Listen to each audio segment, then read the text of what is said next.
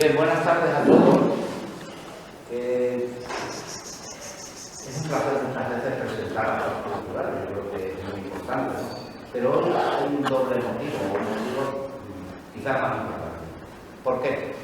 Porque estos dos hombres que están aquí nos unen varias cosas.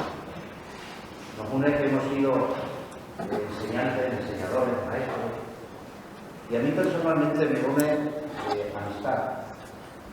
Con Vicente desde la quincena, hace 52 años que nos conocemos. Bueno, su mujer María Ángeles incluso antes, éramos vecinos de casa. Luis de la treintena. Y eso para mí es un motivo de mucho orgullo. Ellos nos van a contar cosas de uno de sus antepasados, de un tío bisabuelo, ¿no? Efectivamente. Mateo San López. Mateo San López. Es una idea que estábamos contando hace ya tiempo, que lo había comentado, pero bueno, por estas circunstancias que nos han pasado estos años, hasta ahora no ha sido posible. Y entonces, pues bueno, yo no tengo mucho más que decir, porque creo que los protagonistas son ellos dos, y su tío bisabuelo, evidentemente. Gracias. Gracias.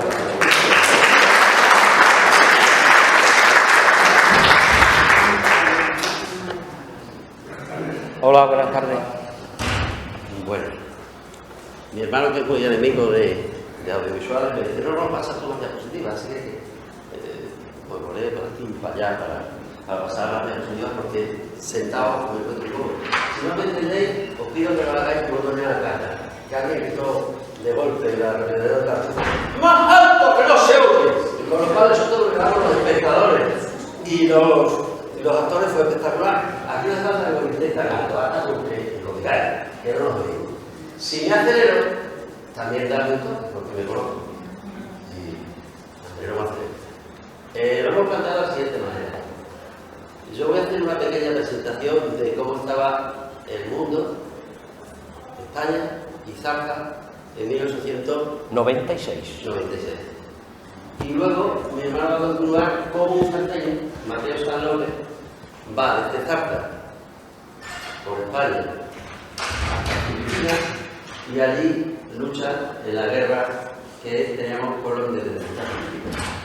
Por lo cual vamos arriba abajo y de abajo arriba. Como decía alguno, primero haremos la historia y luego ya haremos la intrahistoria. Yo voy a procurar contarlo, siguiendo el ejemplo de la que yo quiero mucho, y que la noticia no se lee, se cuenta. Pues vamos a ver qué tal se me da a mí el contar.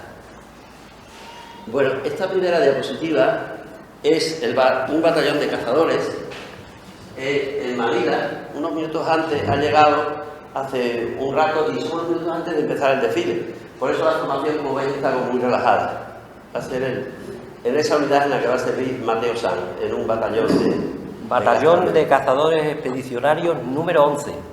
Posiblemente esa foto es de esa fecha.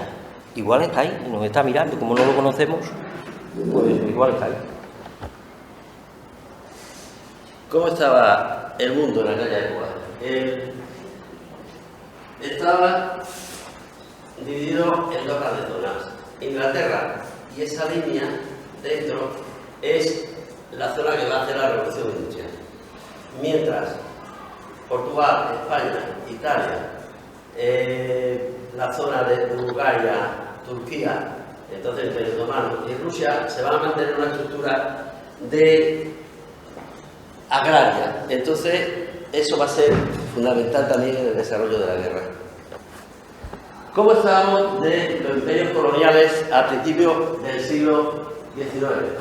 Pues como veis, España tenía Cuba, el Sáhara, Guinea, Filipinas. Los americanos no tenían imperio, pero con el paso de la centuria, no paso de Estados Unidos, va a bombar Cuba, como todos sabemos, las Filipinas. Hay una potencia en alza, que es Estados Unidos, y dos potencias coloniales a la baja. Portugal, que al que le van a impedir una Angola como Mozambique, los ingleses, y España. Como veis, tanto África como Asia son colonias. En China le llaman a este siglo el siglo de la humillación. Esperemos que no lo hagan pagar ahora. Ahí llega el tío Sam, que como veis se mete entre las potencias coloniales y dice: haced lo que queráis en China, pero yo no me gusta, soy también potencia. Esa caricatura representa de una forma clara la idea que tenían los Estados Unidos de ser potencia. A eso se añadió un presidente llamado McKinley, que es un antecedente de Trump. Dice: yo caminaba por la Casa Blanca, noche tras noche, hasta medianoche. No siento vergüenza al reconocer que más de una noche he caído de rodillas y he suplicado luz y guía al Dios Todopoderoso. Y una noche tarde recibí su orientación. No sé cómo, pero la recibí. Primero, que no debemos devolver Filipinas a España, lo que sería cobarde y deshonroso. Segundo, que no debemos entregarlas a Francia y a Alemania, nuestros rivales comerciales. Se ve que Dios también tenía algo que ver con la economía, lo que sería indigno y mal negocio. Tercero, que no debemos dejársela a los filipinos, que no están preparados para autogobernarse y pronto sufrirían peor desorden y anarquía que en tiempos de España. Y cuarto, que no tenemos más alternativa que recoger a todos los filipinos y educarlos y elevarlos y civilizarlos y cristianizarlos por la gracia de Dios, hacer todo lo que podamos por ellos, como prójimos, porque Cristo también murió. Y entonces volví a la cama y dormí profundamente. Y a la mañana siguiente mandé llamar al ingeniero jefe del departamento de guerra y le dije que pusiera a las Filipinas en el mapa de los Estados Unidos. Y allí están. Y allí quedarán mientras yo sea presidente. Era difícil vencer a un imperio donde Dios jugaba de su parte. Veamos cuál era la situación de España. España se encontraba con la regencia de María Cristina, viuda de Alfonso XII, mientras la mayoría era de Alfonso XIII. María Cristina es de la compra. María Cristina me quiere gobernar y yo le sigo la corriente. Se había restaurado la monarquía borbónica en 1875 y se va a producir el turnismo. Cánovas y Sagasta. Cánovas y Sagasta. Y España dice: sube uno, baja el otro. Y España siempre en el control. Es la época del pacto entre conservadores Cánovas y liberales Sagasta. También es la época para ganar turnismo tiene que ganar las elecciones que le corresponde, porque va a ser turnismo. Pues entonces también es la época del caciquismo. O sea, mañana las elecciones, esta vez te toca ganar a ti, que eres liberal, la siguiente me toca a mí, que soy conservador. Y así tenemos que en 1893 van a ser los liberales de Sagasta los que ganan las elecciones. En el 1895, a casi seguro que sabéis quién correspondía: los conservadores de Cánovas. En el 97 hay el asesinato de Cánovas y entonces se tiene que nombrar presidente a Sagasta. Esos son los 2 años que corresponden a la época de nuestro paisaje. ¿Cómo era la situación en Cuba? ¿Cómo era la situación en la guerra colonial? Teníamos 2 guerras coloniales, la de Cuba y la de Filipinas.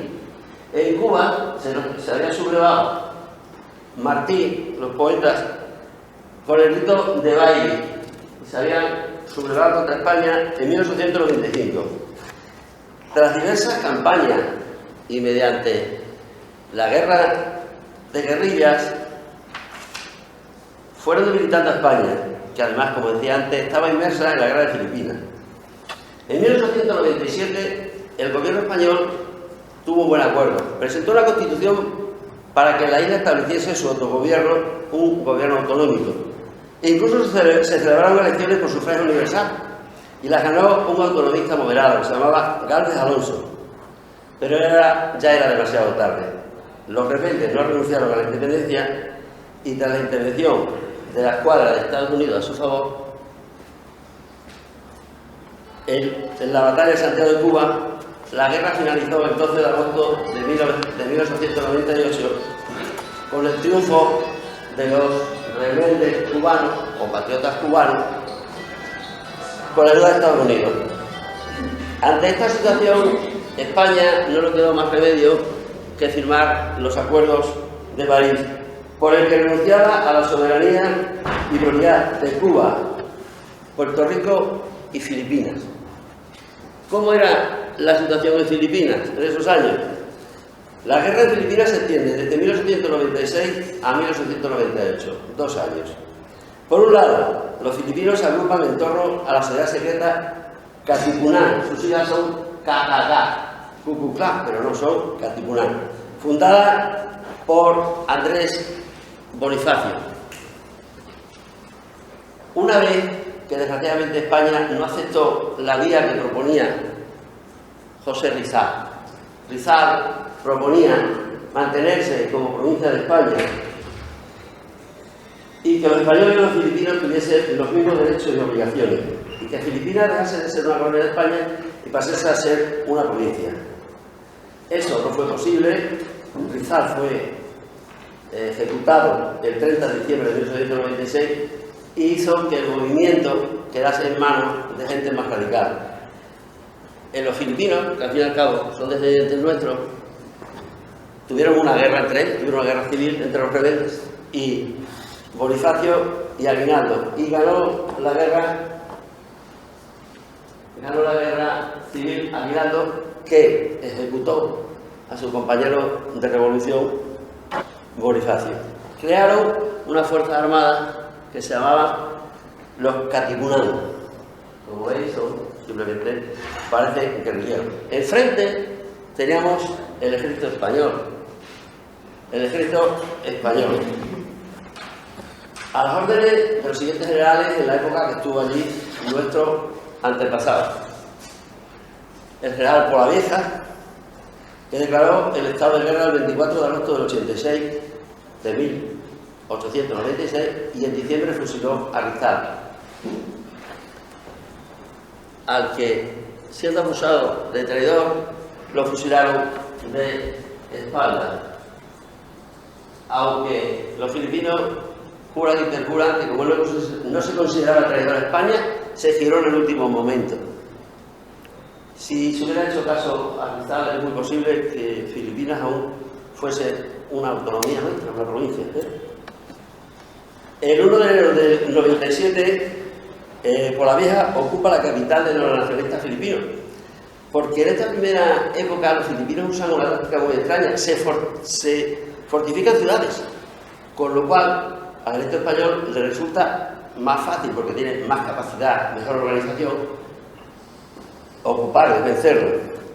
Pero los filipinos aprenden y pasan a la guerra de guerrillas. Y eso hace que el gobierno español tome la decisión de mandar a sustituir a Polavieja, manda como sustituto a Primo de Rivera. Primo de Rivera es un hombre que va a usar muy bien el palo y la zanahoria. Es bueno, muy bueno tácticamente, pero comprende que una guerra de guerrillas la tenemos perdida, que 2 guerras a la vez las tenemos perdidas, que falta el punto de la bancarrota y que hay un malestar social contra la guerra que puede llevar a algún tipo de sublevación en España que haga caer a los Borbones. Y él es, ante todo, un monárquico. Entonces, usando esa técnica, consigue que los filipinos, que el 1 de septiembre de 1897 habían declarado la República Filipina, consiguen que 44 días después firmen la paz con España. Firme la paz con España. Es impresionante la capacidad de Primo de Rivera para de una parte ser militar y de otra parte ser negociador. Ahí tenéis una caricatura con el laurel de la victoria. Se firma ese pacto, el pacto de Biak-Ka-Bato. En él se reconoce a los filipinos la igualdad con los españoles, pasando a ser provincia de España y teniendo derecho a elegir diputados a las Cortes españolas. Además, Filipinas tendrá autonomía económica y las órdenes religiosas serán expulsadas.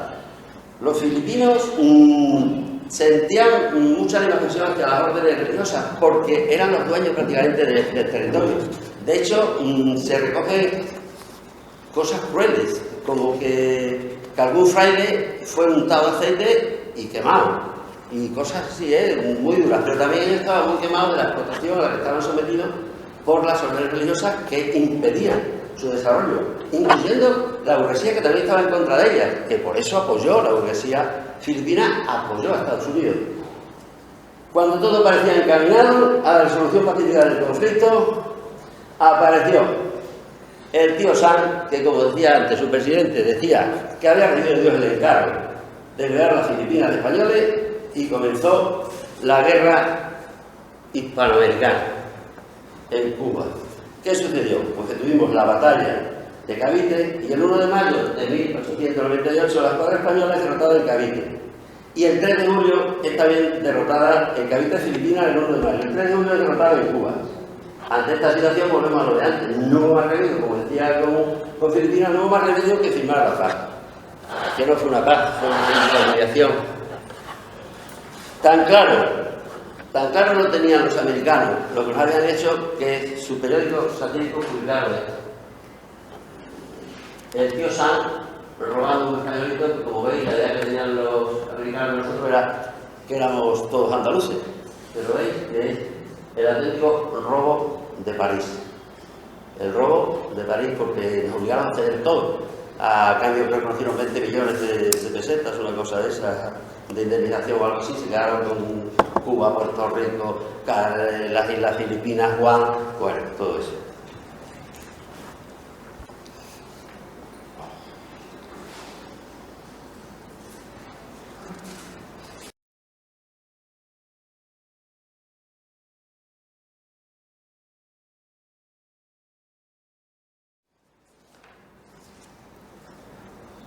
Y en nuestro pueblo, el Tarta de Nueva York, ¿cómo estaban las cosas en esta época? Pues nosotros teníamos dos opciones: o investigábamos o usábamos lo investigado y tiramos a lo fácil. Cogimos el libro de Caro del Corral, que es maravilloso, y leemos lo que él dice. Prácticamente el lugar se encontraba ocupado por una enorme masa de campesinos que deambulaban de una parte a otra sin encontrar un trabajo estable. Una de las causas que de forma más decisiva contribuyó al estado de pobreza general fue el proceso desamortizador en Zarpa. De nuevo, son las clases privilegiadas quienes acopiaron la mayor parte de las tierras puestas en almoneda. Por tanto, prácticamente todo el término quedó a finales del siglo XIX en poder de unas pocas familias de hacendados. La pobreza total era nota común y nuevamente surgieron grupos de bandidos y contrabandistas.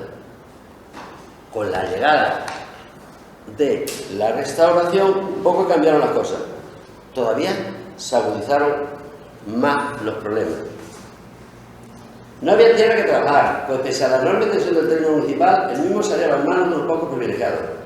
De aquí que una gran parte de la población dedicara su tiempo a las labores mercantiles, ante todo con Portugal. La ganadería seguía siendo el recurso más utilizado por los propietarios a la hora de rentabilizar pastos.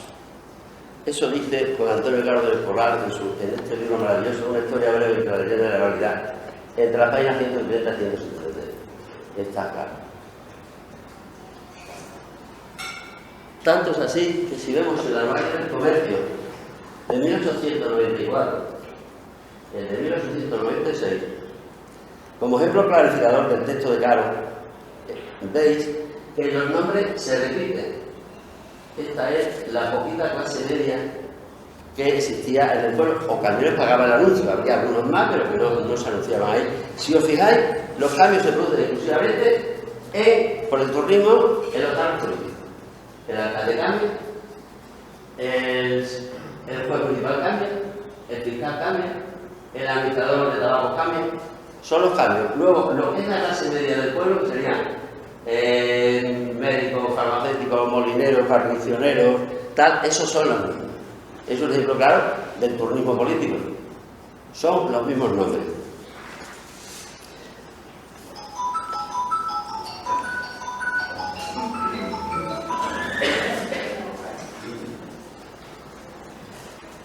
Una vez visto brevemente el panorama mundial, nacional y local, vamos a presentar a nuestro personaje. ¿Quién era Mateo Sanllope? Mateo Sanllope nace 2 años después del pronunciamiento de Martínez Campo, pronunciamiento a favor de los Borbones en 1875.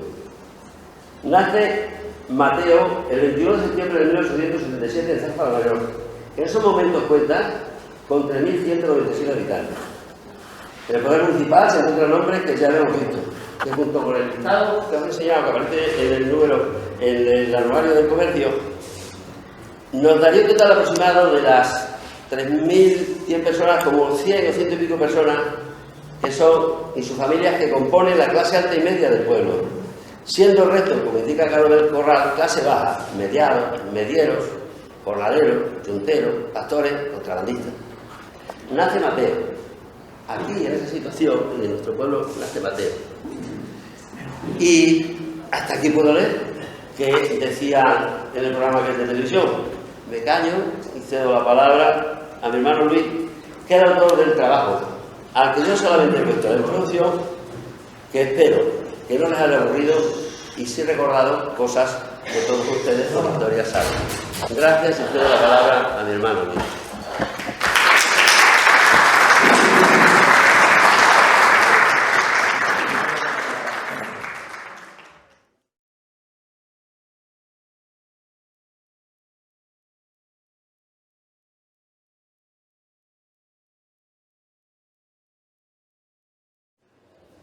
Buenas tardes, voy a intentar seguir el guión, pero hay veces que me salgo, porque se me vienen tantas cosas que hay veces me salgo del guión. Hoy vamos a recordar a un joven que falleció en Filipinas, y antes quisiera yo recordar a otro familiar que falleció hace unos años aquí en Zarza, a Juan Jorge Calderita Gazapo. Otro familiar joven que falleció en más alto. Bueno, que solamente eso, recordar a Juan Jorge Calderita Gazapo, nuestro familiar que falleció aquí en Zarza hace unos años. Y vamos con Mateo, y vamos a ver si lo ponemos de pie. Nuestro tío bisabuelo materno, Mateo Sanllope, que nació en Zarza la Mayor, como ha dicho mi hermano, el 21 de septiembre de 1877, era el penúltimo de 9 hermanos. Uno de ellos, nuestra bisabuela materna María, casada con José Chaparro de Sande. Mateo nació en la calle Concejo, en una casa que tenían en la calle Concejo, y era una familia acomodada. Su padre, Leandro Pablo San Martín, era oribe, y fue unos años alcalde de Zarza la Mayor, entre 1883 y 1884.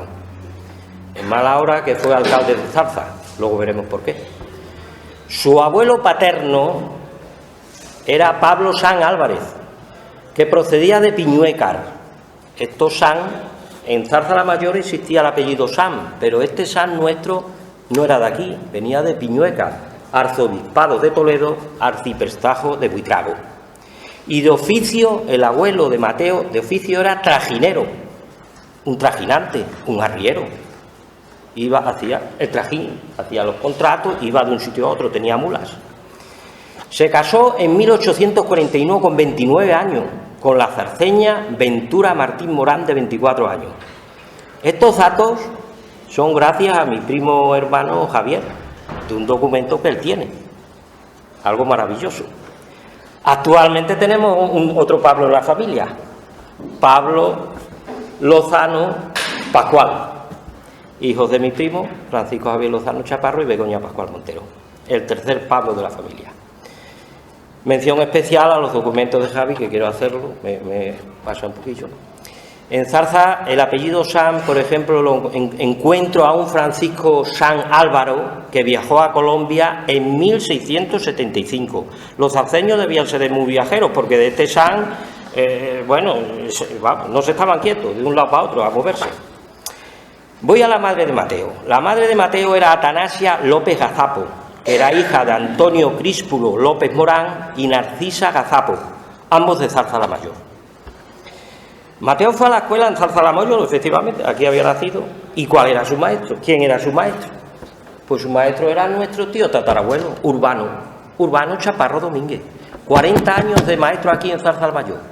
Había muerto hacía 3 años antes de ocurrir esto, de 1896. Urbano murió en 1893. Es hijo adoptivo de Zarzalamayo, porque él nació en Broza y procede de Navas del Madroño. O sea que por un lado y por otro siempre andamos encontrando a la familia. En 1896, siendo mozo o quinto de reemplazo, nuestro tío bisabuelo Mateo, su padre ya había fallecido y ahora residían en la plaza del Altozano, con su madre Atanasia y con otros hermanos. Mateo tiene 19 años, según la quinta, el reclutamiento de quinta de 1885, era con 19 años cuando se sorteaba y entraba. Entonces él entró muy joven, con 19 años. Él en sus cartas ya hemos dicho que son 9 hermanos, nacieron 9 hermanos, pero él en sus cartas solo habla de Luis, que tiene 30 años. Yo me estoy situando ya en 1896, y él habla de Luis, que tiene 30 años y que es oribe. Está casado con Petra Gazapo de Sande y residen en Aldenueva. Él habla también de León, que tiene 22 años, vive en Mérida y trabaja en Mérida y está soltero. Y esa es su perdición, porque al estar soltero, León es el que mantiene la familia, porque es hijo de viuda y es el que mantiene la familia. Entonces él no se libra de la mili y no tiene más remedio que ir a la mili, porque su hermano León es el sustento de la familia. En esa casa encontramos también, y según sus cartas, a mi bisabuela María, que tiene 26 años y en ese momento se encuentra ya casada con mi bisabuelo José Chaparro de Sande, de 32 años. Y encuentro a mi tío abuelo Ramón Chaparro San, encuentro a Aniano Chaparro San, a Ramón con 7 años, Aniano con 4, y encuentro a nuestro abuelo, José María Chaparro San, con 3 añitos. Todo esto lo cuenta él en las cartas cuando manda recuerdos y nombra a toda esta gente, porque él desde luego en todas sus cartas siempre mandando recuerdos a la familia, hablando de su pueblo y deseando de llegar al pueblo. Es una cosa que... Desde su salida de Zarzalamayo en noviembre de 1896, con 19 años para incorporarse al ejército, hace la dirección Cáceres. De Cáceres van a Madrid. De Madrid se van a Barcelona y de Barcelona embarcan y están en Manila. Un chico de 19 años y en 3 meses está en Manila con un Mauser y con bayoneta y en plena guerra. Y pregunto yo, ¿dónde se hace el periodo de instrucción? Se hace sobre el terreno, lo hacen sobre el terreno. Pero imaginaros un chaval de 19 años que ha nacido en Zarzalamayo y que no ha visto en su vida el mar, ni un barco, ni nada. Y en sus cartas lo tiene todo asimilado y dominado. No, en ningún momento se siente achantado por nada. En plena guerra, que va a guerra. Y en el transbordo de Barcelona a Manila, y ya me estoy saltando algunas cosas, no es un crucero. Ya en el transbordo hay 2 fallecidos. O sea que es que el barco iba supercargado. Animales vivos, comida, el Mauser, el famoso chope que lo llevaban nuevo, lo sustituían por el Remington, llevaban más tropa de lo que cabía en el barco, o sea, no era un crucero. Sin embargo, él, supongo que salió de Zarza con una libretina y un lápiz y lo iba apuntando todo en las cartas, pero es que es increíble que sabía por dónde pasaba, los nombres, Canal de Suez, Singapur, Colombo, todo, pero es que luego en la guerra y en las batallas, yo digo, vamos a ver, este chico cuando termina la batalla, que se sienta y coge la libretita y el lápiz y empieza a apuntar. Porque yo leo algunas cartas suyas, ha habido tantos muertos en la batalla, hemos tomado esto y digo, un momento. Yo al principio dije, pues este es un exagerado, 400, 500 muertos, voy a los historiadores, sí señor. Pero es que hay 2000 y pico de prisioneros en tal batalla, en Talisay, en Tanahuán. Digo, voy a los historiadores y está allí. O sea que es increíble, yo algo que me alucina de este chaval, ¿eh? Y entonces, ahora ya vamos a empezar bueno, os voy a decir una cosa. Claro, llegamos a Filipinas y llega a Manila 400.000 habitantes. Bueno, más, ¿cuánto hemos dicho que tenía Zarza? 3.000, ¿no? Bueno, llega a Manila, 400.000 habitantes, imaginaros.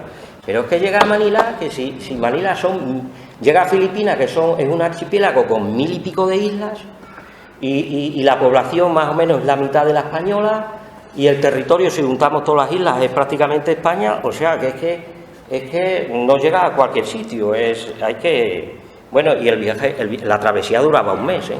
Eso es otra cosa, ya lo iremos viendo por ahí. Vamos a empezar al desarrollo de las cartas, y yo en las cartas, más que a las cuestiones bélicas y tácticas y tal, voy a ir a las cuestiones familiares y las cuestiones relacionadas con Zarza la Mayor, que son las más amenas para nosotros. Luego, si alguien quiere profundidad en cuestiones bélicas o tácticas, pues cuando esto se publique estará a disposición.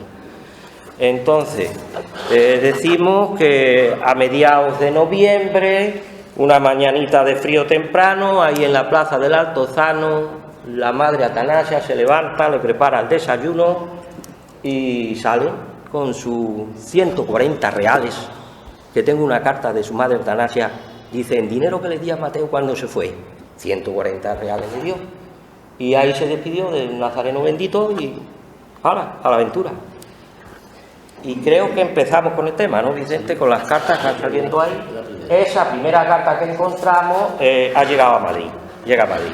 Lo primero que quiero hacer referencia a estas cartas es la caligrafía de este chaval y la ortografía, bastante correcta, y la forma en que estructura la carta, con sus fechas, su tal, en fin, el texto de la carta, la despedida y tal, o sea que su maestro Urbano le enseñó bien.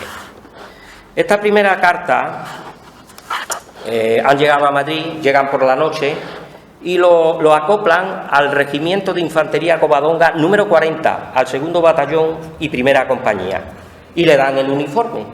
Y ahora ya voy a contar aquí las cosillas más anecdóticas que va contando.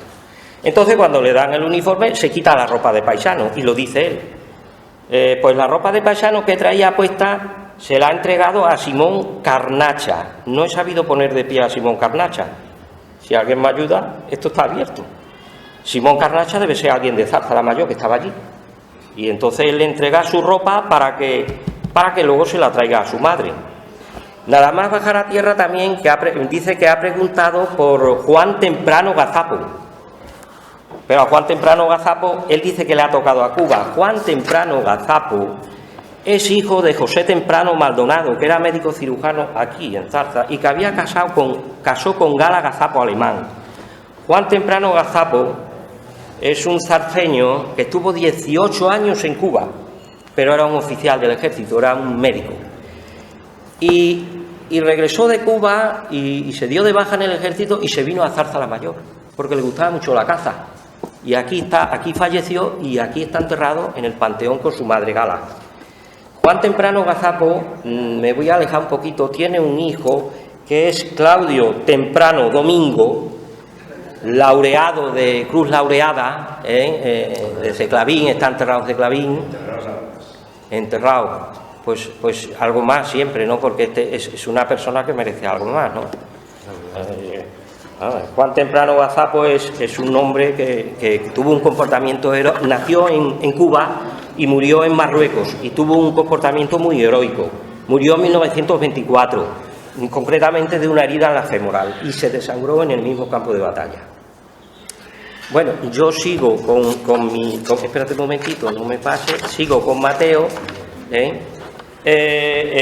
Bueno, le manda las señas para contestar, me dice, me contestas a estas señas, y ya empieza a mandar pues saludos a su cuñado Pepe, que es nuestro bisabuelo, a su familia, a sus hermanos y tal. Y de esta carta pues no tenemos más que mencionar. Pasamos a la segunda carta, donde empezamos a ver algunas cosillas. Segunda carta, con fecha viernes 12 de diciembre, a las 11 de la mañana. El día anterior, la carta es de 12 de diciembre, pero el día anterior se hizo a las 11 de la mañana el sorteo. Él no sabía que lo tocaba al Filipinas, él había entrado al servicio militar. Y allí se hace un sorteo, y se sortea, y a 97 soldados viejos, Y a 27 quintos del 96 le toca a Filipinas. Y uno de esos 27 quintos del 96 es él, con 19 años. 97 soldados viejos eran los soldados que ya llevaban más tiempo de reemplazo. Él no pierde el ánimo. Esta carta se la manda a su hermano. Es muy cuco. No le quiere escribir a su madre y darle la mala noticia. Le escribe a su hermano, para que su hermano se la cuente personalmente. No es lo mismo recibir esta noticia directamente que tu hijo sea el que te diga, el otro hijo, oye, mira, a Mateo le ha tocado esto y le ha tocado a la Filipina, y se va, pues se va, ya el Katipunan, ya había, los tagalos ya estaban levantados en armas, o sea que iba a la guerra. Él no pierde el ánimo y dice textualmente en la carta: la suerte no es para el que la busca, es para el que la encuentra. Yo voy bastante animado. Y ya sí que la continúa la carta y empieza a dar recuerdos para don Emilio de Corta. Y ahora hay aquí una cosilla que yo voy a hacer una pregunta que luego para el final, cuando hagamos un diálogo, para que vayáis pensando en la pregunta. Él cuando aquí da recuerdo, dice recuerdos a la madre de Ángel, Ángel y arriba, y recuerdo a unas amigas y amigos, y dice recuerdo a las callitas, recuerdo a las callitas. Luego al final de la conferencia, ¿habéis quién sabe qué es eso de recuerdo a las callitas? Yo conseguí descubrirlo gracias a mi madre, que en paz descanse. Inmediatamente me dijo, claro, y pues tienes razón. Aquí ya su hermano le dice, le comunica ahí, le dice a esa madre que la ropa que traje está en la casa en donde está de pupilo Enrique, que no sé quién es, que está en la calle Libertad número 7. Hay muchos personajes que yo no he conseguido poner de pie. Digo yo, saber sus nombres y apellidos y cómo proceden, porque claro, en todas estas cartas, toda esta gente que algunos yo estoy nombrando con nombres y apellidos, por ejemplo, aquí hay recuerdos para don Emilio, pero solo pone don Emilio. Ahora yo he investigado, ¿y quién es don Emilio? Don Emilio es don Emilio Gazapo Sánchez y su esposa doña Petra de Sande López, porque solo pone recuerdos para don Emilio y doña Petra. Me ha costado investigar. ¿Quién es don Emilio? Don Emilio Gazapo Sánchez y su esposa, doña Petra de Sande López. Su hija, Petra Gazapo de Sande, está casada con Luis, el hermano de Mateo, el Oribe. Y de esta carta creo que hemos dicho las cosillas así más principales. No podemos entrar muy en profundidad en las cartas porque son muchas y entonces se alarga mucho el tema. Martes, y algunos por aquí familiares irán poniendo, dirán, y después a lo mejor es martes 15, quiero decir, antes de pasar a la otra carta, que el martes 15 de diciembre de 1896 los concentran en Barcelona, que el jueves 17 de diciembre embarcan en Barcelona, en el vapor Isla de Luzón, cuyo barco, cuando terminó la guerra, se quedaron los americanos con él. Dijeron, para nosotros, hemos ganado nosotros la guerra, pues el vapor Isla de Luzón para nosotros. Ese barco, el capitán, era don Pedro Bayona y Bayona. Y entonces llegamos al viernes 25 de diciembre, están en travesía. Porque en las Navidades, imagínense las Navidades de este chico de 19 años donde las pasa, en un barco. ¿Y qué barco? O sea que él pasa allí todas las Navidades, Reyes, Nochevieja, todo. Hay una carta que dice, me hubiera gustado mejor pasar las Navidades en Zarza con la familia y si no en tierra. Supongo que ya iría mareado, montar en barco por primera vez y una travesía de casi un mes. Cuidado que como te coja el mareo ya puedes ir para la popa y para la proa y de un lado para otro, ¿eh? El viernes 25 de diciembre, que es Navidad, pasan por Puerto Saíd, pero no porque lo diga yo, es porque me lo cuenta él, porque él en otra carta que veremos luego lo va contando todo. Y quiero decir esta fecha, 25 de diciembre, porque el 30 de diciembre de 1896, estando él en travesía, es cuando es fusilado José Rizal, José Protasio Rizal Mercado. Es fusilado. Una lástima, un error grandísimo. El lunes 18 de enero fondearon en la bahía de Manila. Os quiero decir que el jueves 17 de diciembre embarcaron en Barcelona, el jueves 17 de diciembre, y llegaron el lunes 18 de enero del 97, o sea que imagínate. Pasamos a la tercera carta. Di por los sitios que pasan. Vamos a decir por los... Sí, la tercera carta. Bueno, es que en la tercera carta viene por los sitios que pasamos y los vamos a ir viendo aquí. En esta tercera carta de 20 de enero llegan a Manila, llega al batallón, ya está en el batallón de cazadores expedicionarios número 11 en la 7ª compañía. Y en esta carta yo voy a procurar hablar siempre por él. Entonces, para hablar como si él estuviera aquí, lo que hago es leer, y leo tal cual escribe. Esta de 20 de enero, ya han llegado a Manila, están en Manila. Esta es para contarle lo que hemos visto en el viaje. Pues a los 8 días de salir de Barcelona, llegamos a la primera isla, que se llama Puerto Said. La segunda, que se llama Colombo. La tercera, que se llama Singapur. Colombo. Y la cuarta, que se llama Manila. Por ahí, en una imagen de 1898. Sí. Ahí está el barco repostando, podía ser su barco. Sí, estos son... Pero ya solo en esto que les estoy leyendo me quedo asombrado. Es que son 19 años y escribe con una claridad por donde va pasando, pero es que ahora nos cuenta más cosillas. Pues todos los de estos puertos son negros y chinos, muy mala gente, pero nos temen mucho. Pues en Singapur tiran de las carretas, como los bueyes. Los enganchan como las caballerías. Ya se pueden ustedes calcular lo que serán las personas en este terreno. Y en esa misma carta dice, ese es el barco Isla de Luzón. Son 4 islas. Los 4 barcos, la isla de Luzón es donde está Manila. Los 4 barcos se llaman nombres de las islas del archipiélago, Isla de Luzón. Y este barco terminó y participó en la Primera Guerra Mundial, este barco. Ahí hacían las prácticas los yanquis. Y luego se lo vendieron a una compañía privada y estuvo durante bastante tiempo. Y ese es don Pedro Bayona, el capitán. Eso por sus animales. Ya veis que lo cuesta la cosa. En primera... Ese es el barco. 723 pesetas, Sí, Antonio Antonio López. Ese era el dueño de la transatlántica, un señor de comillas.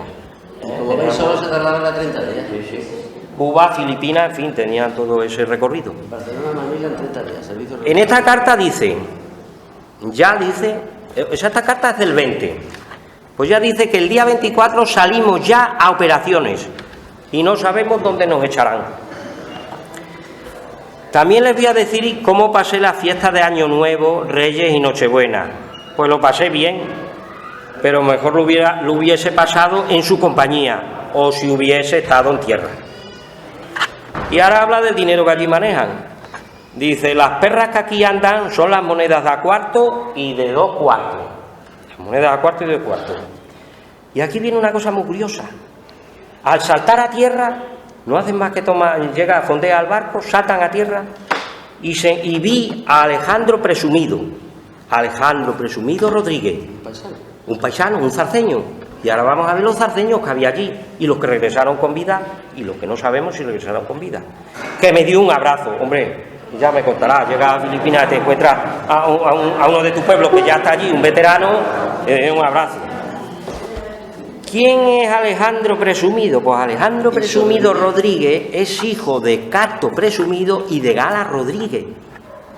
Pero es que Alejandro Presumido, en otra carta, habla y dice en plural, no he visto a los hijos de Casto, a los hijos, plural. Luego Alejandro, su hermano Eugenio, también estaba allí. ¿Y por qué digo Eugenio y no digo Manuel? Porque Manuel era quinto del 1904, era un quinto posterior. Por lo tanto, ya tenemos a 2 zarceños y 2 hermanos, Alejandro y Eugenio. Dicho por él en las cartas, aunque no me dice Eugenio, me dice plural, los hijos de Casto. Pero es que en otra carta me habla, y yo no he podido ponerlo de pie, que allí, en Filipinas, también está otro zarceño, que es Serapio el Zapatero. Y claro, Serapio el Zapatero, por más que he investigado, no he conseguido. Y luego hay otro también, que sí he conseguido ponerlo de pie, Juan Zango Notario. Este también está allí en ti. Este regresó vivo, y os voy a contar por qué es vivo. Porque, bueno, y Zango también. Voy primero con Juan Zango Notario, y luego ya pasamos al resto. Juan Zango Notario, sabemos que regresó con vida, porque en 1945 se le abrió un procedimiento por la justicia militar a la raíz de la guerra civil. No sabemos lo que pasaría, pero le incoaron un expediente. Por lo tanto, en 1945 estaba vivo. Podría tener unos 60 años. ¿Por qué Alejandro Presumido Rodríguez sé que regresó vivo? Pues ahora lo vamos a ver, es muy curioso. Resulta que Alejandro Presumido en 1905 va a la feria de Cáceres a comprar ganado, no sabemos qué tipo de ganado, si vacas o caballos o no sabemos qué tipo de ganado, pero el caso es que al venirse con el ganado para Zárzala Mayor, un perro se les pegó y les acompañó desde Cáceres hasta acá, hasta Zárzala Mayor. Resulta que ese perro seguramente sería del dueño del ganado que traía, y el perro estaba acostumbrado a ir con el ganado, pero era un perro de pedigrí, y claro, podía ser una apropiación ilícita, ilegal, y entonces dijeron no, a través del ayuntamiento, en el boletín oficial de la provincia, publicamos que aquí está un perro de tales características y tal y tal y tal.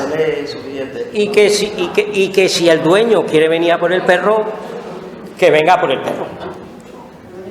Claro, que venga por el perro, pero él no le va a llevar al perro. Claro, con este dato de 1905 digo, Alejandro regresó con vida, pero ¿y Eugenio? ¿Y Serapio Zapatero? No lo sabemos. Mateo no regresó con vida. Luego, yo entiendo que en 1896 hay allí en Filipinas 5 zarceños. 5 zarceños. El tema, yo a Eugenio lo he intentado buscar, a Eugenio Presumido Rodríguez, pero es que en las gacetas hay numerosos errores, porque yo de hecho a Mateo no lo encontraba en la gaceta, era el boletín oficial de la época, y se publicaban los fallecimientos. Y resulta que a nuestro querido Mateo, a nuestros zarceños, nos lo tienen puesto como nacido en Pons, Lérida. O sea, que era un catalán que murió en la guerra filipina. No. Claro, yo me dirigía a los archivos militares, a los archivos eclesiásticos, a todo el mundo, y me decían, ese señor no Costa. Digo, pues ese señor Costa ya está en Filipinas, entre otras cosas porque me lo ha dicho él por escrito, que tengo las cartas. Había algunos que se quedaban, estaba en una conferencia de un señor que dio sobre la guerra de Filipinas, y estoy hablando con el tema de él, y cuando le enseñó las cartas, dijo, impresionante estas cartas, tienes que publicarlo y me tienes que dar. Y entonces, esto es interesante de esta carta, y de aquí no tengo más, y sigo pasando. Bueno, en esta tercera carta salen de operaciones expedicionarias, dirección Guadalupe. Guadalupe pertenece a la provincia de Cavite. Y el viernes 19 de febrero, antes de llegar a la otra carta, hacen un ataque y toma de Silán, en Cavite. O sea que cuando él en la carta anterior nos dicen que el día 24 van a salir de operaciones, no, es que están aquí ya las operaciones, ataque y toma de Silán, en Cavite. Por cierto, que al tomar Silán nos encontramos con la carta número 4, que desde dónde viene remitida, viene desde Silán. Han tomado Silán y dice, pues ahora es mi momento de coger el lápiz y empezar a escribir la carta. O sea, impresionante, lo de este muchacho impresionante. En esta carta va a comentar la toma de Imús, que está en Cavite, y el puente Zapote. El puente es un puente que cruzaba el río Zapote y fue una batalla bastante sangrienta. Él participó, parece una película, la toma del puente del río Zapote. Voy a leer cosillas, como hemos dicho, las más anecdóticas, las más relacionadas con Zarza, sin entrar en muchos detalles de la guerra. En algunos entraré con algunas cosas que dice en esta precisamente. Dice, pues no le extrañe que el que no le escriba a todos los correos, porque no nos dejan parar un momento, de una parte a otra y de un pueblo a otro, y en el campo no tenemos papel ni tinta. Hombre, claro, si está en plena batalla, pues no puede escribir, tienes que esperar a regresar. Aquí en esta carta da recuerdos y nombra a nuestro abuelo, a José María. Tiene 3 añitos y le nombra a Ramón, a Niano y a José María. Luego no es tan lejano, claro, cuando uno dice, claro, tu tío bisabuelo, no, pero mi tío bisabuelo conoció a mi abuelo. O sea, lo conoció, tenía 3 añitos, lo conoció. Dice, él es muy optimista, demasiado optimista, él no se ha dado cuenta de una cosa, por esto que voy a leer ahora. Pues esto se acabará pronto, pues ya nos faltan que tomar que los otros pueblos. Pues este pueblo, Silán, matamos a más de 500 insurrectos. Y digo, Mateo, esto, y yo me voy a los historiadores y es cierto, la guerra. Pues todo el pueblo está quemado, y todos los que se han tomado también se han quemado, y los que se cojan se hará lo mismo. Es la guerra. Pone sus señas para que se le escriba, y ahora al poner la seña vaya a observar una cosa curiosa. Mateo San López, Batallón de Cazadores Expedicionarios número 11, 7ª compañía, Manila o donde se halle, porque como su nombre indica, es un batallón de cazadores expedicionarios y no se estaban quietos, eran primera línea, podían ser como una legión, eran primera línea. Pues mi batallón, esto me vino a mí muy bien, esto que me dice a mí. Dice, pues mi batallón pertenece a la brigada del general de Marina, el general Marina. Marina no es general de Marina, es que se llama Marina, general Marina. José Marina Vega. Y a la división del general Lachambre. Claro, yo para buscar sus cuestiones bélicas, entre los historiadores, claro, si yo me pongo a ojear, digo, bueno, ¿dónde está un soldado que se llama Mateo San López? Me dicen, mire, usted es un soldado, no sabemos dónde está, pero sí sabemos dónde está el general José Marina Vega, el que manda a ese soldado. Entonces, por los enfrentamientos bélicos que va el general Marina, yo le voy siguiendo y voy siguiendo los sitios por el que él ha ido. De otra cosa que también me ha ayudado, son de 2 individuos que regresaron con vida, que son vidas suyas paralelas, que pertenecieron a su mismo regimiento y a su mismo batallón, pero que regresaron con vida, y una vez aquí en España escribieron sus andaduras. Y digo, pues por donde fuisteis vosotros fue Mateo, porque pertenecíais al mismo batallón de cazadores expedicionarios. Pasamos a la siguiente bahía, a la siguiente carta,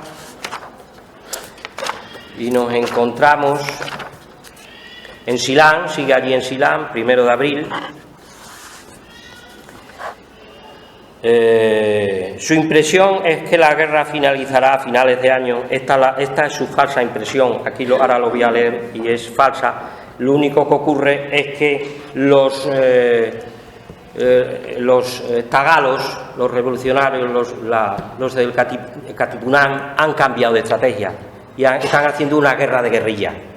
Y entonces él pues piensa que ya las ciudades pues se toma, pero el tomar las ciudades no significa el acabar la guerra. Aquí hay una cosa, que él escribía muy a menudo, pero se enfadaba cuando no lo escribía. Y dice, habiendo yo escrito ya más de 30 cartas, por eso quiero que me escriban cada 6 o 7 días. Tenía a toda la familia, oye, que le escribieran, a todos que le escribieran. Él necesitaba saber de Zarza, saber de su familia y saber, pues normal, lógico, normal. Dice aquí, pues ya faltan 5 pueblos que tomar nada más. Pues el día 25 tomaron Imús, en Cavite, y el puente Zapote, que son los más fuertes de esta isla. Y aquí viene otra cosa que me costó bastante poner de pie. Porque claro, si yo leo tal como viene aquí, y dice, y me dirán si mi primo Hermenegildo sigue bueno. Y ahí lo dejo. Hermenegildo. Hay que ponerle el viejo Hermenegildo. Hermenegildo descubro por él que está en Cuba.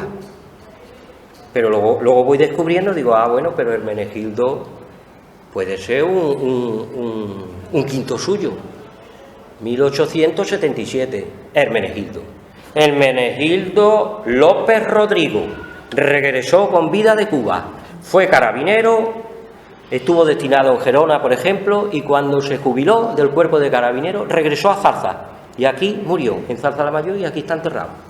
Hermenegildo todavía lo estamos poniendo de pie, porque yo tengo a toda la familia trabajando en esto. En este momento tengo a mi hermano José Antonio Calderita Chaparro, que ha pedido la hoja de servicio de Hermenegildo para saber ciertamente quién eran sus padres, su madre y para ponerlo bien de pie. Hermenegildo es cabo y está en Cuba, allí de cabo. Sí, creo que viene en otra carta. Es que mi hermano me dice que claro, él en una de las cartas dice, es que Hermenegildo escribe cuando le da la gana, porque como es cabo, pues claro, yo soy un soldado, un recluta, y yo no puedo escribir cuando quiero, entonces él escribe cuando le da la gana. Dice, perdón, si viene aquí, dice, porque él, como es cabo, escribe cuando le da la gana, y como yo soy soldado, no puedo escribir cuando quiero, sino cuando me dejan, porque hay mucho trabajo, haciendo muchas trincheras, esto, lo otro, y en fin, todas esas cosas. Pasamos a otra carta. Vamos a pasar a otra carta. Tanahuán, esta viene desde Tanahuán, 1 de mayo. Esta cuenta que ya no quedan insurrectos, no quedan ciudades, pero insurrectos quedan, lo que pasa es que están en guerra de guerrilla. De esta carta, tengo aquí destacar unas cosillas, por ejemplo, dice, pues esto ya se puede decir que está acabado todo, no queda más que partidas sueltas en el campo, que son como partidas de ladrones.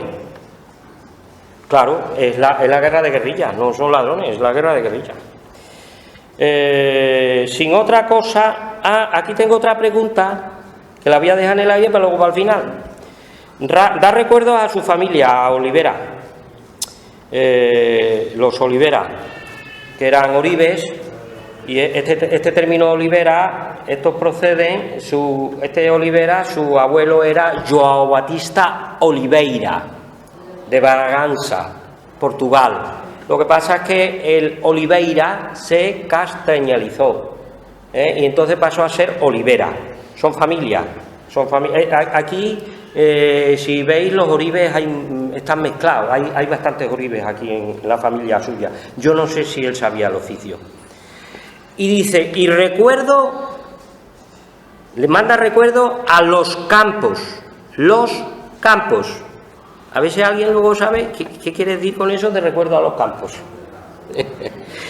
y luego ya terminando la carta dice, aquí va un cigarro puro para mi primo Celedonio López, que ni siquiera pone una letra. A Pepe, su cuñado, no le mando. Dice, a Pepe no se lo mando, porque si pongo 2 en la carta se pueden perder. Ya en otra se lo mandaré. Claro, una carta con 2 puros, algunos se la ve y eso está. Ya se la mandaré a la otra. La 7. Vamos a las 7, a Tanahuán, 4 de junio, Tanahuán. Comenta la toma de Talisay en Batangas, provincia de Batangas. Y vuelvo, yo voy a intentar siempre hablar con sus palabras, porque pues por lo menos así parece que está con nosotros. Lo único que deseo es que me sigan escribiendo todos los correos. También me dicen que por esa se dice que esto está acabado. Pues es verdad. El otro día tomamos los últimos pueblos que faltaban que tomar, que se llaman Talisay. Y cogimos 2.500 prisioneros, 696 que se entregaron entre hombres y mujeres. Estos datos los he ido a cotejar. Y es cierto, eran 2.500 prisioneros y 6.926 eran niños menores de edad y mujeres. Lo que pasa es que él dice entre hombres y mujeres. Y son ciertos estos datos. Y aquí ya se le ve la fatiga, ya llevaba un tiempo y aunque sin perder el ánimo dice, pues a mí los días se me hacen años, porque aquí pasamos muchos trabajos, poco que comer y no nos dan un céntimo. Tan solo nos dieron dinero cuando llegamos a Manila. Lo único que deseo es llegar a Zarzalamayor, con salud. Y para despedirse la carta, aquí a su cuñado Pepe, pues le manda el cigarro que no le mandaba en el otro lado, pues se lo manda aquí. Y aquí me dice muchos recuerdos para el maestro, aunque no tengo el gusto de conocerlo. Y ahí quedamos. ¿Quién es el maestro? Urbano ha muerto hace 3 años, en 1893, hay un maestro interino, un primer año, un segundo año y sí, descubro, sí, el maestro, sé quién es, el maestro, claro, un maestro interino, Francisco Jerónimo Iglesias Romero. ¿Por qué da recuerdos al maestro? Pues da recuerdos al maestro porque la situación económica de Atanasia y de su hermana no era boyante, después de todo lo que habían perdido en cuestiones económicas con el problema del ayuntamiento. Y a este maestro lo tienen a pupilo en su casa. Por eso investigo. ¿Y por qué descubro? Porque tengo una carta de Felisa en la que le escribe al maestro diciéndole, como no me pague la mensualidad que me debe, se lo voy a comunicar a tu padre. Y entonces descubro, al decir el nombre, investigo y descubro al maestro que es Francisco Jerónimo Iglesias Romero. En fin, aquí tengo más datos de él y más cosillas y tal. Nos vamos a la octava carta. La escribe desde Tanaguán, comenta fuertes enfrentamientos en Imú y en toda la provincia de Cavite. Ahí saltaron chispas en esta zona. Y leo textualmente, procuro leer textualmente siempre. También me dicen que 2 días antes de recibir mi carta escribieron los hijos de Casto. Y aquí es donde descubro que no dice el hijo de Casto, dice los hijos de Casto, por lo tanto son Alejandro y Presumido. Y escriben de otro pueblo diferente a donde yo estuve, sería en Imús. En Imús fue una batalla bastante sangrienta.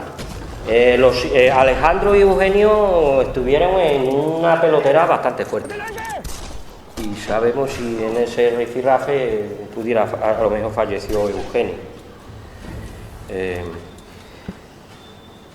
Dice que Imú son los 2 de la provincia de Cavite, que en dicho pueblo, lo dice él y luego los historiadores no lo confirman, que en dicho pueblo fue el ataque muy grande, aunque en dicha provincia en todos los pueblos han sido casi iguales, o sea que hubo bastante fregado. Y aquí es donde me dice ahora, dice, yo no he visto a Serapio, el zapatero, y las señas que me mandaron de Juan Zango las he perdido. O sea que él intentaba cartearse con ellos o de alguna forma saber dónde estaban. Estaban allí en Filipinas. Es curioso porque él con su primo Hermenegildo le escribía las cuestiones de la guerra de Filipinas a Cuba y el de Cuba le escribía las cosas de la guerra de Cuba a Filipinas. Lástima no haber conservado alguna carta de esa. Lástima. No las hemos conservado. Y aquí viene ahora una cosa muy curiosa, que estos señores, pues yo lo leo y yo me imagino la cara que pondrían aquí cuando esto llegó. En la carta viene un retrato, y leo textualmente y ustedes saquen las consecuencias. Aquí dentro va una del país, que es mi costurera e íntima amiga. Tiene 19 años. No hemos encontrado, esas no son ninguna de las dos. No hemos encontrado la foto, lamentablemente, pero... Yo no sé qué cara se le pondría a mi tatarabuela Atanasia, a mi bisabuela María y a mi tía bisabuela Felisa, porque eran muy religiosas. Y está claro. ¿Y si tenemos familia en Filipinas? Y tenemos allí un zarceño. Bueno, ahí queda. Era un zarceño. Era un zarceño de los buenos, No. Me merece muchísimo respeto y cariño. Cumple 20 años el 21 de septiembre, con lo cual en esta carta que nos vamos a encontrar ahora, ¿verdad? No, perdón, ahora todavía no tiene 20 años. Esta es de agosto, está en Lián, ya se ha marchado a otra zona, está la carta, se ha marchado a otra zona. Y dice, desde el día 1 del corriente soy cabo, y me han destinado a la 4ª compañía, estaba en la 7ª y la han pasado a la 4ª. Y digo yo, mucho han tardado. Pero vamos a ver, ¿ustedes creen que en la guerra de Filipinas todo el mundo tiene un soldado como este? Que escriba esto y que tenga estos conocimientos y este sabe estar y todo esto, pero vamos a ver, si yo estoy seguro que algunos suboficiales o algunos sargentos chusqueros no sabían ni el nombre del pueblo en el que habían estado, no lo sabían. Y este chaval, bueno, yo alucinado. Entonces lo han hecho cabo. Y ahora cambia de general. Ahora está con el general Jaramillo. Entonces yo, para seguir la trayectoria, cambio de general y me voy al Jaramillo, y por donde va el general Jaramillo sé que va al cabo. La ha escrito, dice, también le digo que le he escrito a mi primo a Cuba, a su primo Menegildo, será contándole y diciéndole, oye, que el Menegildo, que yo también soy ahora ya también soy cabo y ahora escribo cuando me da la gana. Y le escribió a su primo Menegildo. Terminada la carta, firma y pone, salimos en este momento. Seña, Batallón de Cazadores Expedicionarios número 11, cabo de la 4ª Compañía, Manila o donde se haya. Vamos a cumple 20 años y nos encontramos ya la siguiente carta con 20 años. Los había hecho en septiembre, esta carta es en noviembre. Esta carta, la caligrafía, si observan, cambia un poco. Es que aquí no se ve bien, pero en los porque eso es otra cosa.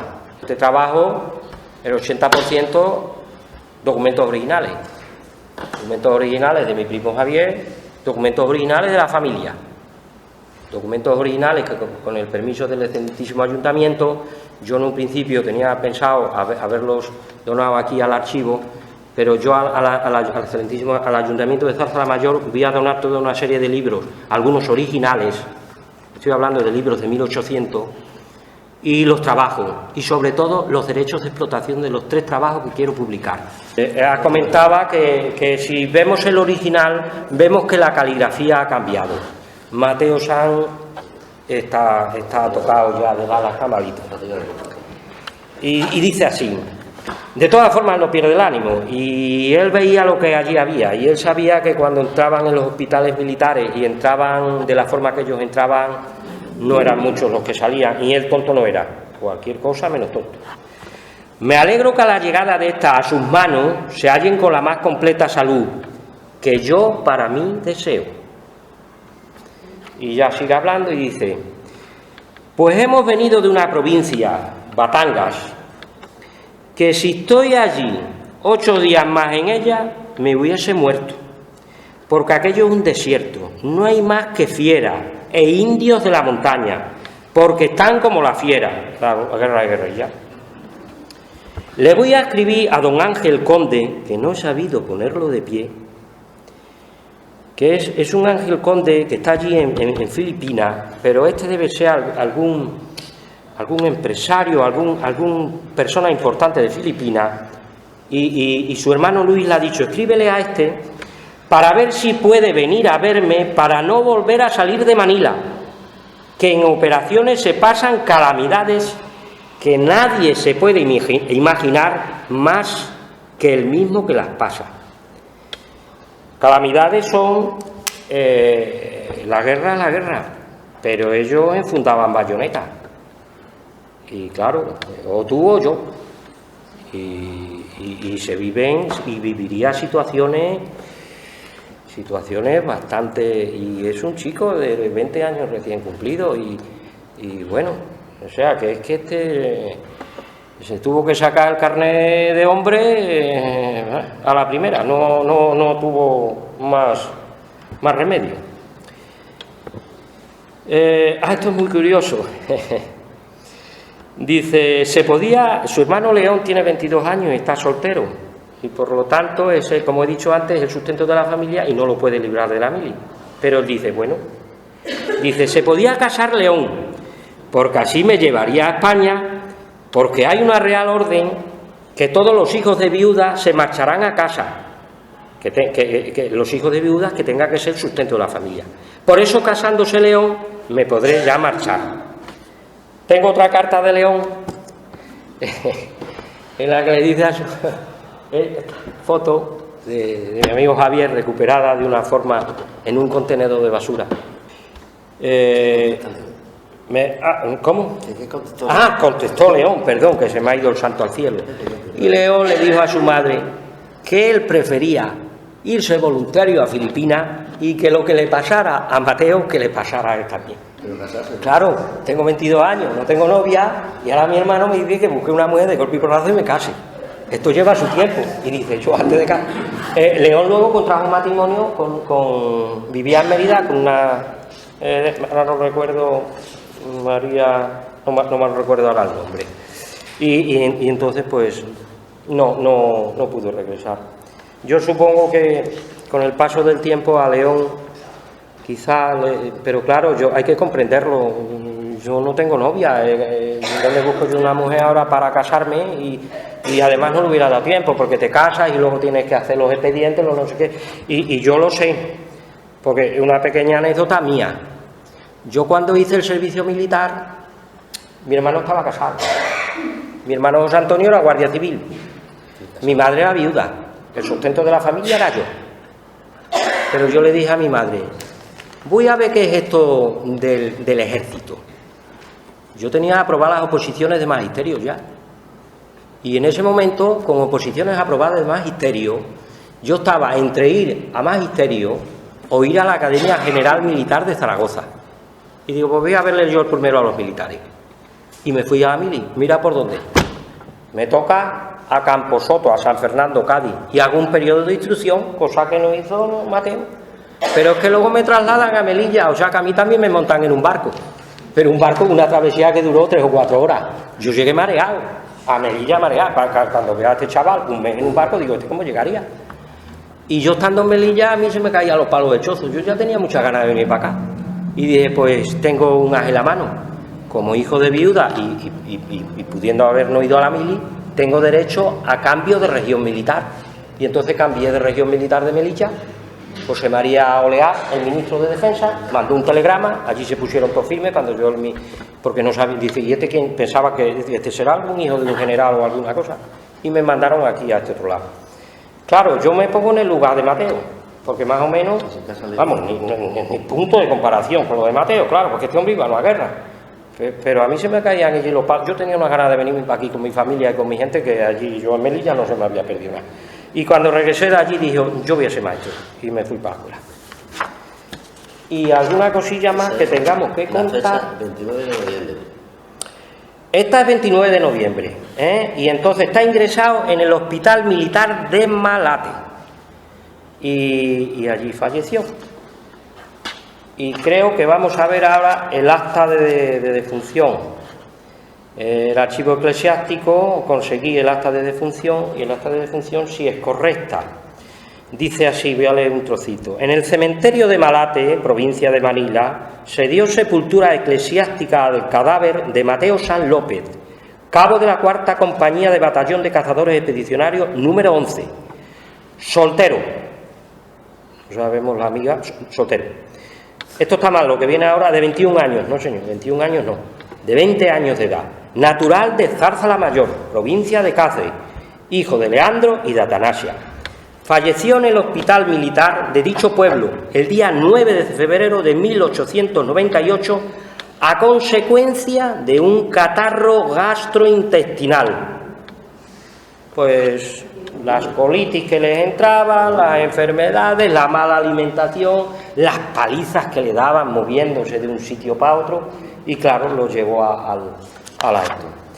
Os voy a comentar que en la Gaceta de Madrid, donde él viene, que viene ese error, y en las páginas 1031 y 1032 de esta Gaceta, fallecido solo en esas dos páginas donde él está, aparecen 156 víctimas.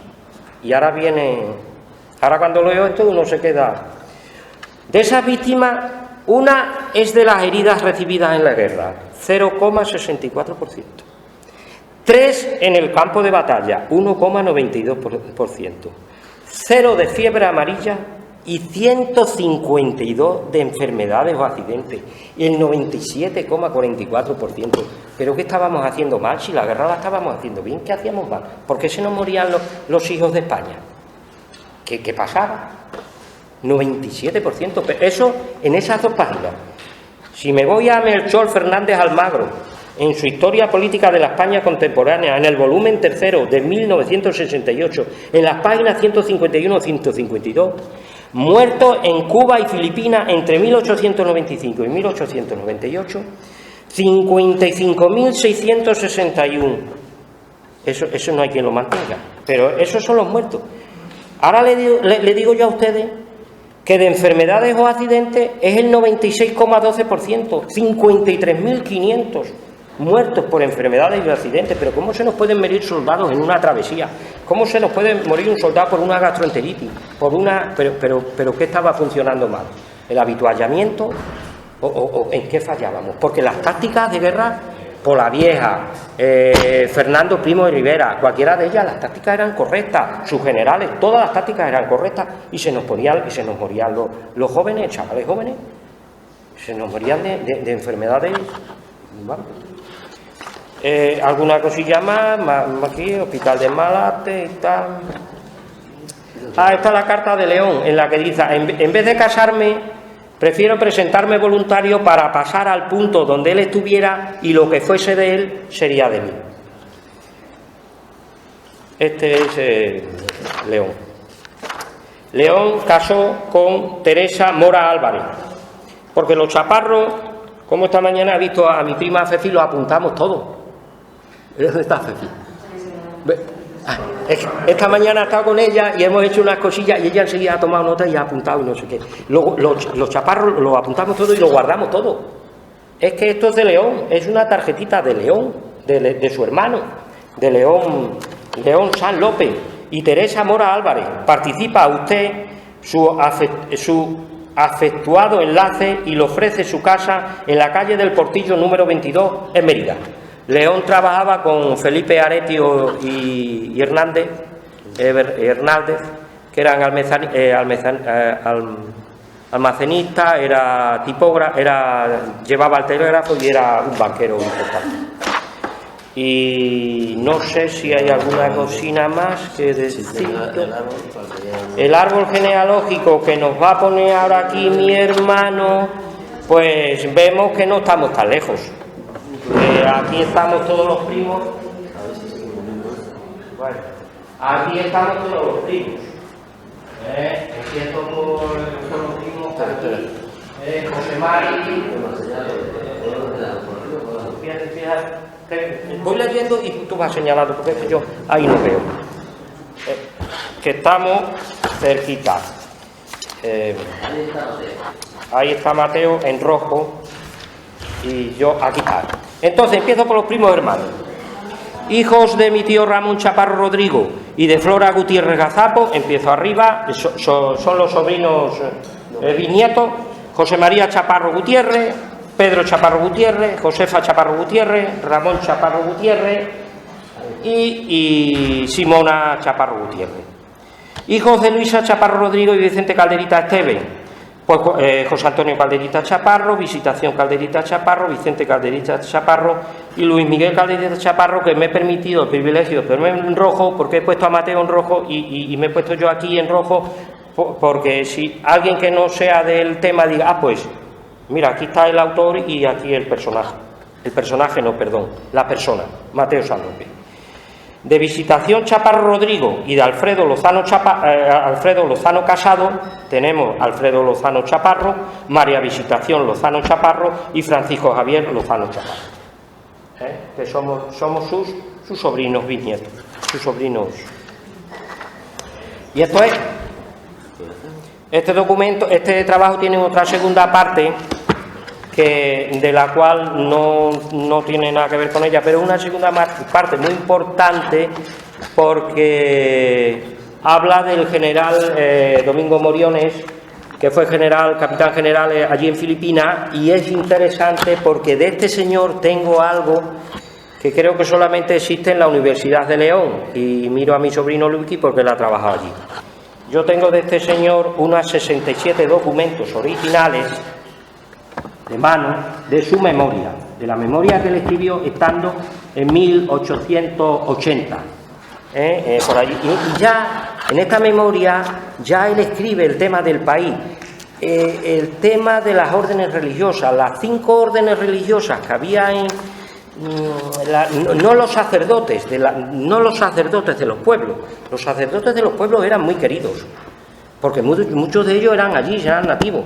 pero las órdenes religiosas tenían mucho poder, tenían un poder económico muy fuerte. De hecho, el arzobispo de Manila fue uno de los causantes que cesaran al general Blanco, y fue uno de los causantes que fusilaran a José Rizal. Y José Rizal había sido alumno suyo. Y es un poco así, oye, era, en fin. Y estamos en charla. Y yo lancé antes 2 preguntas.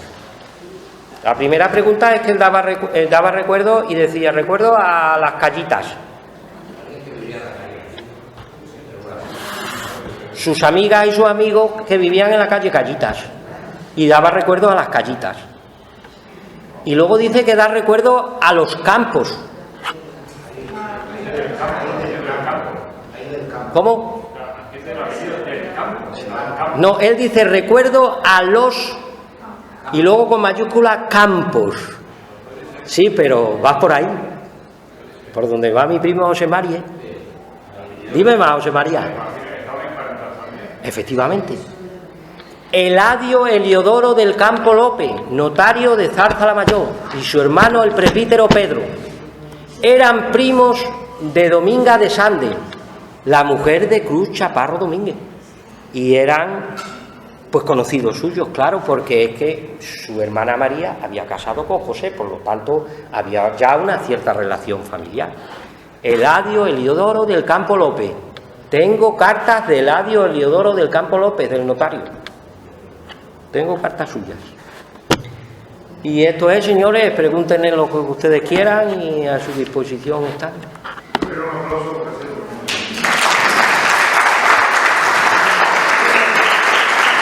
Este aplauso para él, para Mateo.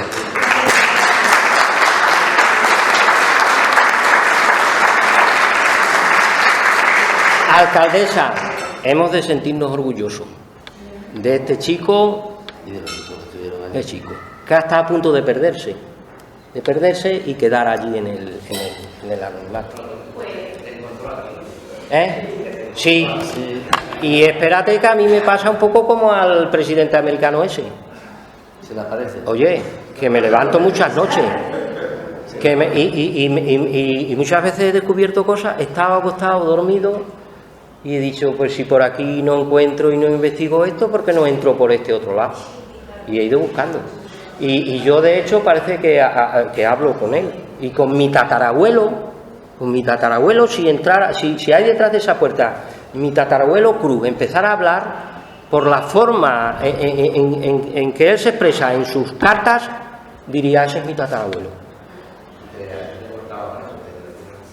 Sí, Vanessa.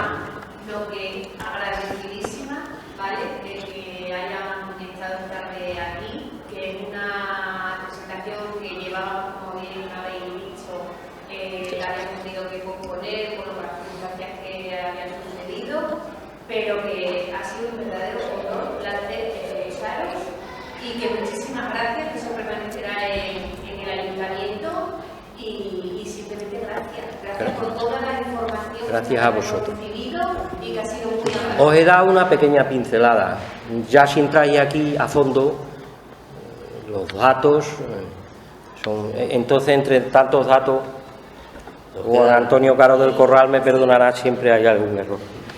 Fijaros que hace una semana corregí en una carta que había puesto 1987, y digo, ¿qué digo? Si es 1897, me había equivocado una carta. Y desde luego en el intento que se está haciendo para que no se publique, quiero decirlo públicamente, que Sí. ayuntamiento pueda prestar. Yo me encantaría. Estaremos ahí para apoyar, porque en nuestra historia somos Sí, es que no es, ya no es un tema familiar, es que cualquier zarceño es que es para sentirse orgulloso. Es que cuando ves la edad de ese chaval y su comportamiento, su entereza, su saber estar, dice, oye, chapó, chapó, no son todos así. Házmela, sobrino. Al hilo de lo que estás diciendo, ¿no?, de su entereza y demás, a mí una de las cosas que más me llama la atención es por qué tenía esa entereza. ¿Qué opinas tú tuvo formación académica, ¿qué sabe de lo que ha podido comparar cartas de los otros zarceños, si son de ese nivel literario, si son escritas tan correctamente, si están tan bien escritas? Su padre, Leandro Pablo San Martín, era una persona muy interesante. Y su abuelo era un hombre de mundo y sabiendo escribir y leer muy bien. Y lo decimos con conocimiento de causa porque tenemos sus escritos desde 1841. O sea, que ellos vivían en una familia donde te voy a contar ahora una anécdota. No es que él supiera leer y escribir, es que las mujeres sabían leer y escribir todas. En nuestra familia, tanto si tiramos por la zona Sal o por la zona Chaparro, las mujeres todas sabían leer y escribir, perfecta y correctamente.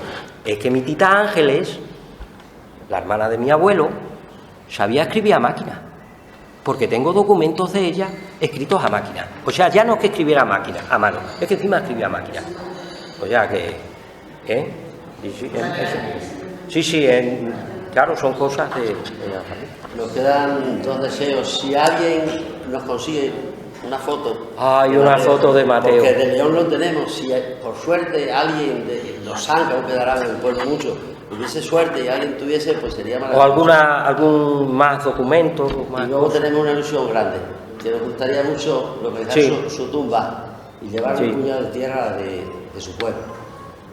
Con lo cual te remontas a su madre, lo que sufría aquella madre por no tener donde ir a rezar a su hija. Porque hay que recuperar a todos. Es una lástima que en Manila haya un cementerio de soldados americanos, veteranos de la guerra hispanoamericana. Que haya un cementerio de soldados de la revolución, de soldados filipinos que lucharon contra España, y no haya un cementerio de soldados españoles. Es lamentable. De nada sirven las arengas patrióticas si luego dejamos los muertos por las esquinas. Nosotros nos gustaría llevarle un puñado de tierra, y por eso yo defiendo claramente que no debe haber un muerto en una cuneta de ninguna guerra, que tiene que estar enterrado en su pueblo para que sus familiares le rindan el honor que se merece.